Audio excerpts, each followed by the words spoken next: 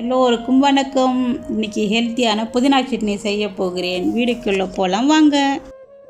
2 கைப்பிடி புதினா எடுத்துக்கோங்க. 1 கைப்பிடி கருவேப்பிலை எடுத்துக்கோங்க. அரைக்கட்டு கொத்தமல்லி எடுத்துக்கோங்க. 3 பச்சை மிளகாய் எடுத்துக்கோங்க. 3 பல்லு பூண்டு எடுத்துக்கோங்க. அரை முடி தேங்காய் எடுத்துக்கோங்க. ஒரு மீடியம் சைஸு வெங்காயம் எடுத்துக்கோங்க.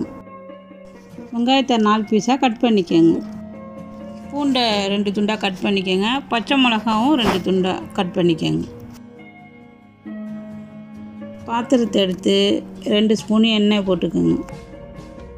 கட் பண்ண வெங்காயம், பச்சை மிளகா, பூண்டு எல்லாத்தையும் எண்ணெயில் போட்டு வதக்கிக்கோங்க. ஒரு சின்ன துண்டு புளி போட்டுக்கோங்க. இப்போ புதினா, கொத்தமல்லி, கருவேப்பிலை 3த்தையும் போட்டு நல்லா வதக்கிக்கோங்க. மூடி தேங்காவை குட்டி குட்டியாக கட் பண்ணி நம்ம ஜாரில் போட்டு தேவைக்கேற்ப உப்பு போட்டு அரைச்சிக்கோங்க. வதக்கின பொருள்கள் எல்லாம் ஜாரில் போட்டு அரைச்சிக்கோங்க. இப்போது நம்ம புதினா சட்னி ரெடி ஆச்சு. சவுதி சமையலுக்கு லைக் பண்ணுங்கள், ஷேர் பண்ணுங்கள், கமெண்ட் பண்ணுங்கள், சப்ஸ்கிரைப் பண்ணுங்கள். தேங்க்யூ.